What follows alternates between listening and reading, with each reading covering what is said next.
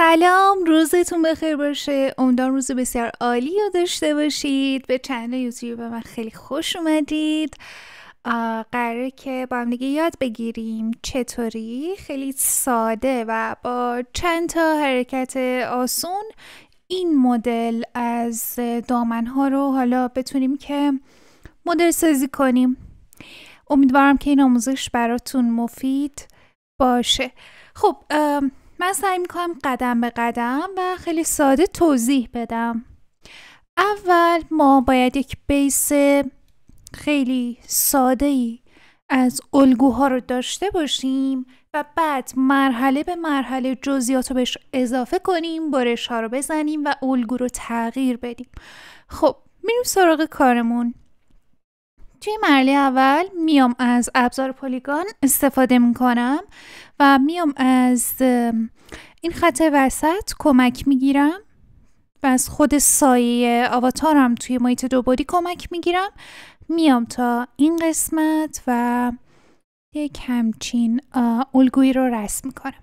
این الگو رو توی قسمت کمر من کروی براش ایجاد نمی کنم و به صورت صاف و مستقیم میام تا پایین و این قسمت رو هم همینطور به این شکل. خب این یک مرحله بسیار بسیار ساده است. بعد از اون من میام توی ابزار ادیت پترن که هستم، این خط وسط رو سلکت میکنم، کلیک راست میکنم، از گزینه Unfold Symmetric Editing with Sewing استفاده میکنم و به این شکل قرار میگیره الگوی من. خب برای قسمت پشتش میتونم خیلی راحت سلکت کنم الگو رو توی محیط 3 بعدی، کنترل C و بعد کنترل V رو بزنم و جایی که مد نظرم هست قرارش بدم به این شکل و کلیک راست میکنم، از گزینه به اسم فلیپ هوریزونتالی استفاده میکنم تا پشت و روی پارچم درست بشه. برای چک کردن پشت و روی پارچه هم من میام از Garment Rendering Style توی استایل Textured Surface استفاده میکنم تا ببینم که این قسمتی که خاکستری تیره است قسمت پشت پارچه است و قسمت سفید روی پارچه هستش. برمیگردونمش به حالت Textured Surface. خب حالتی که ضخامت ها رو بهمون نشون میده. خب قدم بعدی من میام این الگوی قسمت پشت رو سلکت میکنم توی محیط دو بعدی، جا به جاش میکنم و این طرف مرتب قرار میدم. خب بعد از اون میام و این دوتا رو به هم دیگه دوخت میزنم توی این قسمت به این شکل. خب حالا ما اگه سیمولیت کنیم، چون این یه الگوی خیلی پهن هستش میفته پایین. خب من میخوام توی این مرحله موقتاً یه سری تغییراتی توی الگوی پشتی داشته باشیم و بعدش بهتون نشون میدم که چطوری از الگوی جلویی کپی میگیریم و همین الگو رو تو قسمت پشتی باز خواهیم داشت، ولی فعلا به این تغییرات احتیاج داریم. شما X از کیبوردتون رو بزنید یا از این قسمت Add Points رو انتخاب کنید، میتونید اینجا 2 تا نقطه ایجاد کنید. خب این 2 تا نقطه رو فرضی به عنوان بخش کمر در نظر میگیریم و اینجوری تنگ ترش میکنیم. خب اینا رو به الگوها رو به آواتار نزدیکتر میکنیم، برای سیمولیشن مهم هستش. خب جنس پارچه رو من توی حالت همون کاستوم میذارم. خب یک چنین چیزی میشه. حالا بریم سراغ مرحله بعد. توی مرحله بعدی کاری که من میکنم میام از ابزار اینترنال پلیگان یا لاین استفاده میکنم. خب بعدش میام خطوط رو طراحی میکنم. چند قسمت هست این سمت کار؟ 3 قسمت اینجا داریم، 3 قسمت هم اینجا، درسته؟ خب من میام از این بالا یک خط رو، البته نه قبلش با ابزار اینترنال لاین روی این لاین خارجی کلیک میکنم تا این وسط ها میام این حدود ها اینجا تقریبا یه نقطه اد میکنم، اینجا یک نقطه و توی این قسمت هم یک نقطه و اینجا دابل کلیک میکنم میبندمش. خب از این لاینم کپی میگیرم، دقیقاً موازی باش میام تا این قسمت، بعد جابجاش میکنم. این رو روی این خط قرار میدم، این رو هم کلیک راست میکنم، Extend Trim to Pattern Outline رو میزنم. خب تقریبا یک همچین چیزی اینجا ما داریم. علاوه بر این که این قسمت وسطی هم باید جدا بشه. خب من میتونم که بیام از ابزار Internal Line استفاده کنم، این نقطه رو به این نقطه وصل کنم، دبل کلیک میکنم و در حالی که انتخابش کردم کلیک راست، کاتن سو، این دوتا رو جدا میکنم. خب این دوتا نقطه رو انتخاب میکنم، کاتن سو رو میزنم. الان تقسیم بندی های الگوهای من انجام شد. دو طرفه این لباس هم با هم دیگه سیمتریک هستن. بعد از اون کاری که من میکنم اینه که باید بیام فیتینگ این قسمت رو انجام بدم. این قسمت ها بخشایی که برای سینه هستش، خب یعنی حدودا این قسمت ها میشه باید حجم داشته باشه، قسمت کمر زیر سینه ها باید تنگتر بشه. خب این قسمت کمره، توی الگوهای مختلف اینا رو تنگترش میکنیم اینجوری. خب توی هر بار تغییرات یک بار سیمولیت میکنم تا کارم رو ببینم که داره چه اتفاقی میفته به این شکل. خب من از این تغییری که الان اینجا داریم و حالت ایستی که داره راضیم و همین فعلا قسمت پشتی کار رو تو حالت استرینگتن میذاریم. فعلا خیلی کاری با پشت کار نداریم، در آخر میریم سراغ اون قسمت هم. خب حالا اصل کار اینجا ایجاد این چین های پایین کاره که چجوری باید ایجادش کنیم بسیار ساده است. ما یه دونه ابزاری داریم به اسم slash and spread فکر کنم، اگه فولنس پوینت هستش ببخشید. این ابزار رو ما میایم انتخابش میکنیم، بعد مثلا من میام از این نقطه بالا، البته فکر کنم دارم اشتباه میکنم یا ابزارهای من جا به جا شدن. واک پترن نه، تریس نه، فولنس پوینت. خب از این نقطه انتخاب میکنم تا این نقطه و بعد کلیک میکنم یک بار به سمت مخالف سمتی که میخوام الگوی من گسترش پیدا کنم میام و مثلا تا این حد اینو گشادش میکنم. یک بخش اضافی تو این قسمت ایجاد کردم و بعد سیمولیت میکنم به همین سادگی. اوکی خب بعد میام از اینجا تا اینجا باز دوباره یک کلیک به سمت مخالفش، اینجوری از این سمتی دوست دارم بیاد، اینو اینجوری گشاد میکنم. خب میام اینجا باز دوباره به این شکل، از این قسمت هم باز به این شکل. ببینید داره کار یواش یواش در میاد ولی احتیاج به چینهای بیشتری هستش. خب حالا الگو رو یه ذره جابجا کنیم که فضا برای کارمون داشته باشیم. بعد یه نکته دیگه، توی رفرنس بلندتر این دامن که خب توی قشنگتر وایسادنش قطعا تاثیر داره، ما میتونیم بلندترش کنیم. کافی بیام تو ابزار ادیت پترن، همه این نقاط پایینی رو انتخاب کنم با ارو کی ها که اون کی رو به پایین هست، اینو بزرگتر و بلندترش میکنم همه رو همزمان که یک چنین حالتی رو میگیره به خودش که شبیه تر هستش به رفرنسمون. خب حالا من میام توی این ابزار فولنس پوینت دوباره از این نقطه بالایی به این سمت و از اینجا مجدد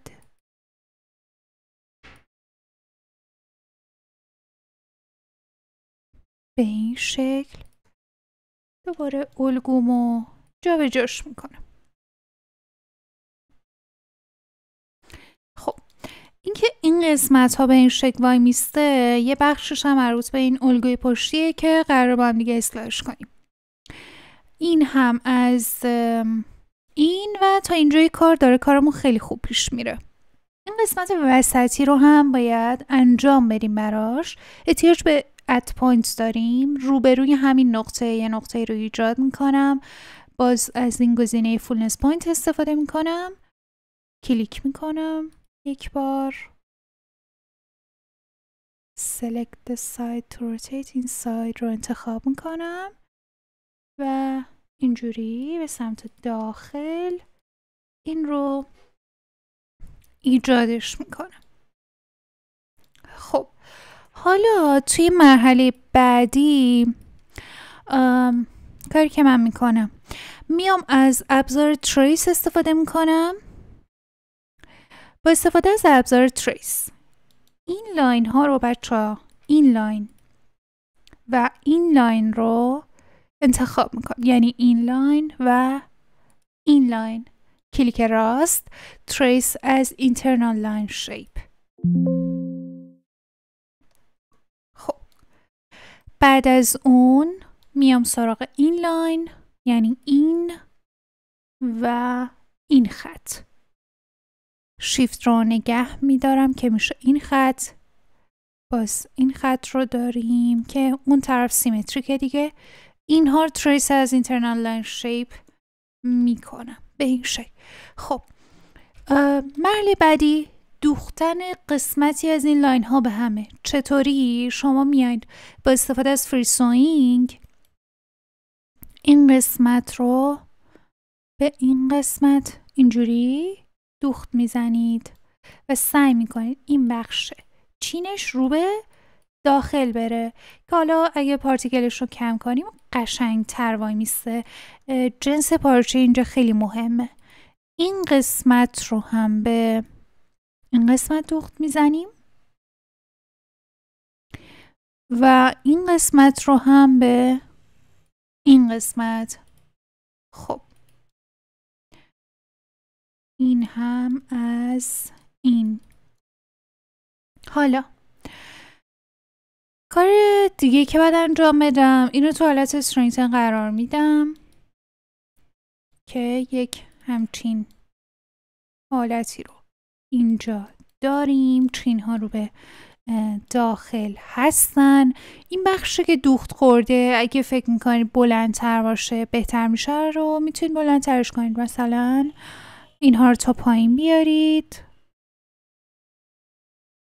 دوخت ها رو طول اینها رو با ادیت سوینگ و به این شکل ادیتش کنید. میتونیم با جابجایی الگوها یک مقداری کمک کنیم که چطوری ایست داشته باشه این قسمت. اینجوری در حالتی که سیمولیت فعال هست بکشیمش رو به داخل. خب توی قدم بعدی من میام و یه سری اصلاحاتی انجام میدم. ببینید توی این الگو فقط قسمت کمر تنگ هستش. خب و اینجا توی بخش باستن آواتار باید یه ذره گشادتر باشه. پس ما هم گشادترش میکنیم. میایم با استفاده از X یه دونه نقطه اینجا ایجاد میکنیم و این قسمت رو از عرض خودمون یه ذره آزادترش میکنم به این شکل.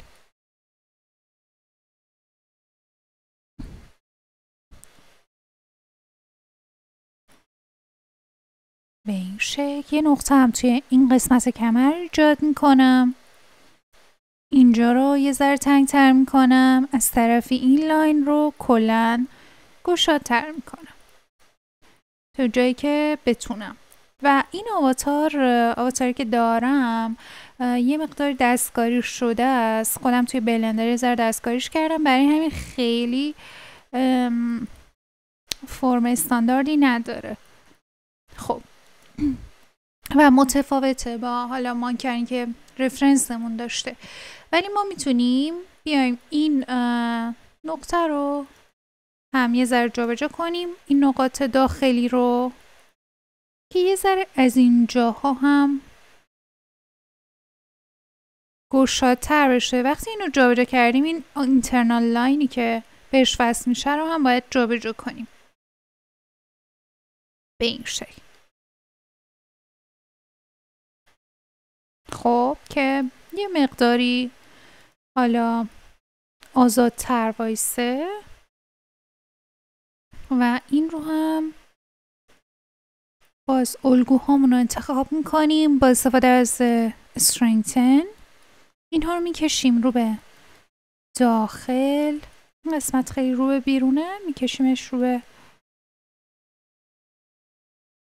داخل که یک همچین حالتی رو حالا بیاد و به خودش بگیره.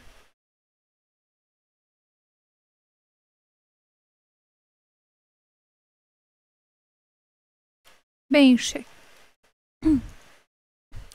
خب مرحله بعدی این قسمت سینه آواتار خیلی دیگه گشاده، باید تنگتر بشه. من میام توی این قسمت از اینجا تنگترش میکنم، باز دوباره توی این قسمت این نقطه اضافه پاک میکنم، باز از اینجا تنگترش میکنیم.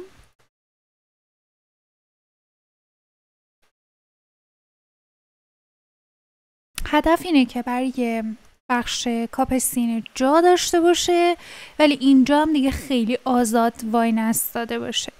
حالا اینو یه ذره گشادتر میکنیم. میتونم بیام از اسموت کرو استفاده کنم که این نقطه رو کروش کنم به این شکل. خب اگرم فکر میکنیم مثلا این باید شیفت بشه بالاتر، میتونیم که بیایم الگو رو مرتب قرار بدم. خب بیام یه سمت کار اینا رو انتخاب کنم و از اروکی استفاده کنم که شیفت کنمشون بالاتر. اینجوری قسمت سینه به درستی اون فضایی که داره رو حالا میتونه مدیریت کنه و ایجاد بشه. خب حالا فکر میکنم تقریبا اوکی باشه تا اینجا. حالا کاری که میکنیم پارتیکلش رو کم میکنم تا 20 تا 5 پارتیکل همش رو. الگوی قسمت پشتی رو کلا دیلیت میکنم. همه اینا رو انتخاب میکنم، کلیک راست کپی و پیست بر این قسمت و کلیک راست میکنم مجدد فری هوریزونتالی میکنم و میارمش توی قسمت پشت آواتار. خب و یه اصلاحاتی احتیاج داره ولی کلیتش همینه. با ابزار سگمنت سوینگ اینها رو به هم دیگه دوخت میزنم. خب این الگوهایی که پایین قرار داره جابجا میکنم، مربوط قسمت پشتی هستش. اینو در نظر بگیر که قسمت پشتی بخش سینه رو نداره و احتیاجی به اون گشاد بودن قسمت سینه نیست. پس کاری که من میکنم اینه که این نقطه رو دیلیت میکنم، نقطه‌ای که مربوط کرو سینه هستش. خب توی الگوی اشتباهی من اینو دیلیت کردم، ببخشید. کنترل زد میزنیم، مشکلی نیست. هم درست وایسادم. این الگو مربوط به پشت بوده. خب میایم با ابزار ادیت پترن نقاط رو دیلیت میکنیم و بعد سیمولیت میکنیم.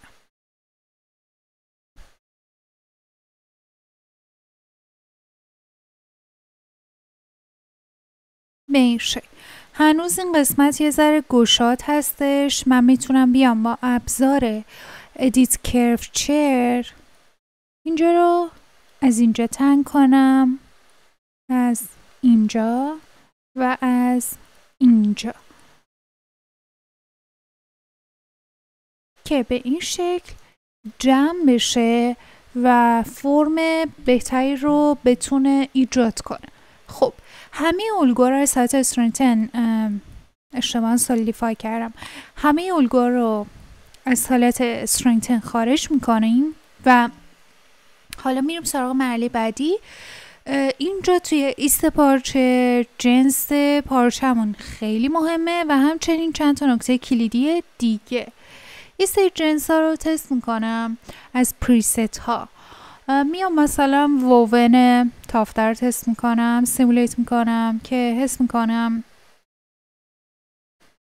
بهتر داره وای میسته. صبر میکنیم تا پف پارچه بخوابه، رو به پایین جمع بشه خودش.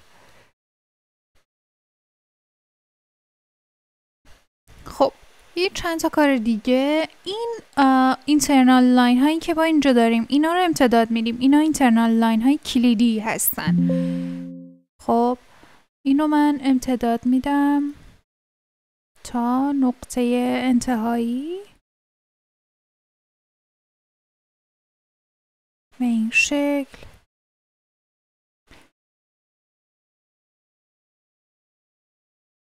اینجوری.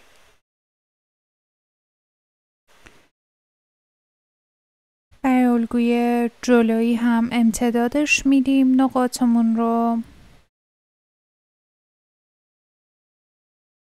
و الان چون این لاین ها روشون دوخت هستش یه ذره جابجایی احتیاج داره. برای اینکه سیمولیشن بهتری انجام بشه من یک لحظه پارتیکل رو به 20 تغییر میدم. این نکته مهمیه چون باعث میشه سیستمم از کندی بسیار زیاد در بیاد و خارج بشه. من همین سادگی. خب و الان میبینید که هرچی میگذره بیشتر داره شبیه رفرنسمون میشه، ولی یه قسمت از الگومون احتیاج به اصلاح داره. مثلا اینجاها ایست خوبی نداره، ما باید پیدا کنیم کجاست توی دو بعدی. مثلا اینجاست. خب من فکر میکنم اینجا یه ذره گشاد هستش. برای این قسمت یه ذره رو به داخل سیمولیت کنیم و همینطور که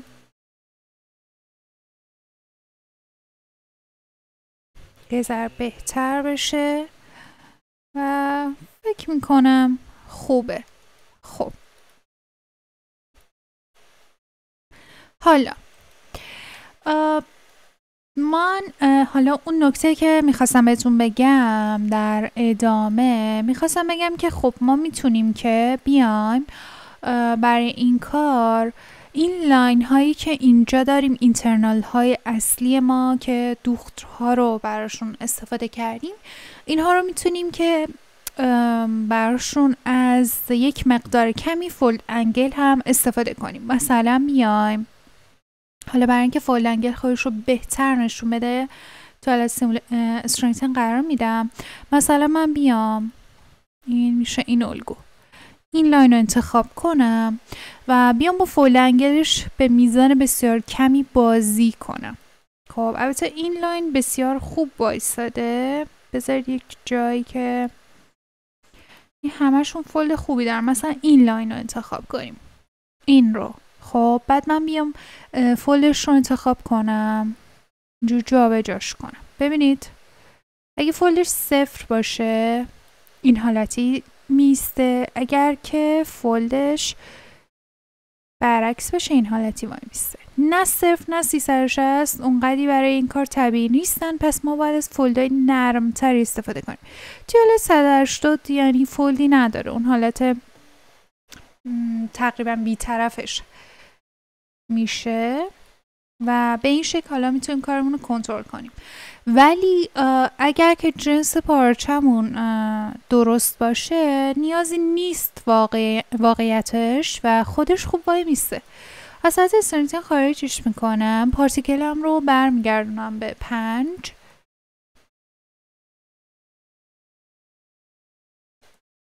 و میایم پریست ها رو تست میکنیم براش. مثلا اگه ووون مازلین استفاده کنیم براش چی میشه.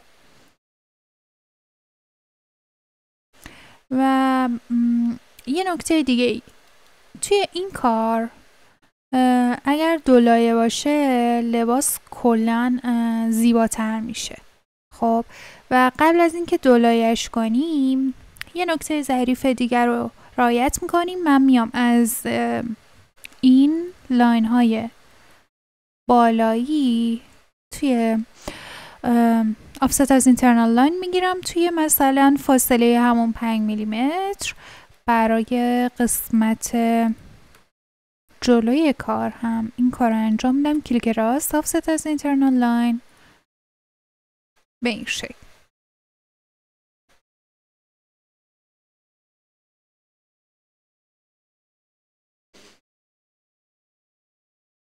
که خب این قسمت ها رو بچه ها از اینجا من میخوام یه نقطه براش ایجاد کنم. از اینجا یه ذره گشادترش کنیم، یه ذره بهش فضا بدیم، ببینیم چطور میشه.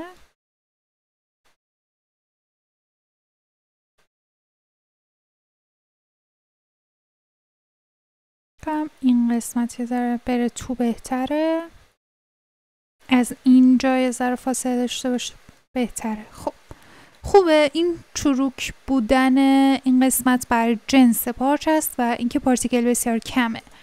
خب این از این. حالا من میام همه رو انتخاب میکنم و ازشون لیر کلون اوور میگیرم.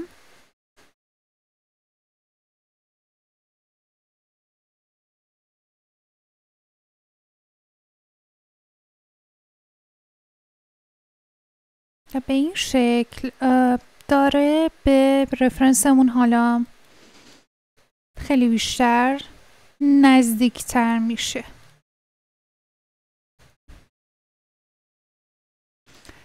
خب این هم از این. ولی من از جنس پارچه خیلی راضی نیستم. یه ذره با دیتیل های فیزیکال پراپرتی بازی کنیم. مثلا اینکه استرچ رو یک کوچولو زیاد کنیم و تاثیرش رو ببینیم.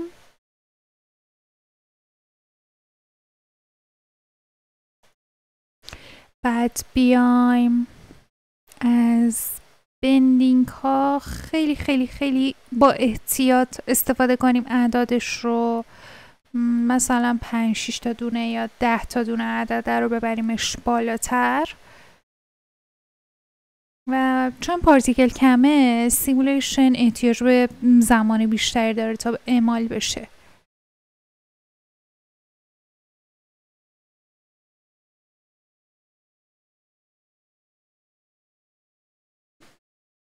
خب فکر میکنم من از کارمون راضیم و تقریبا خیلی خوب شده. حالا میتونیم بریم سراغ رندر و چکش کنیم. اگر که من بیام رنگشو رنگ جذاب بذاریم، مثلا آبی باشه و ساتم باشه مثلا، و بعد بیایم توی سیمولیشن چکش کنیم.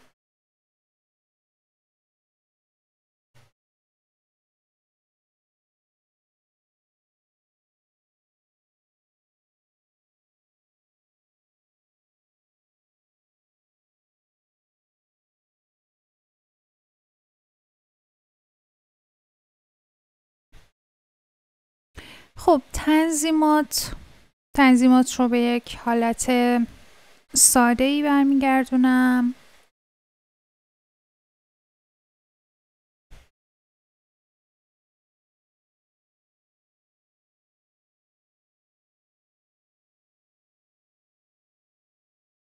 و چکش میکنیم توی رندر رنگشو نورشو حالا یه نور ساده میتونه بهتر نشون بده که چجوریه.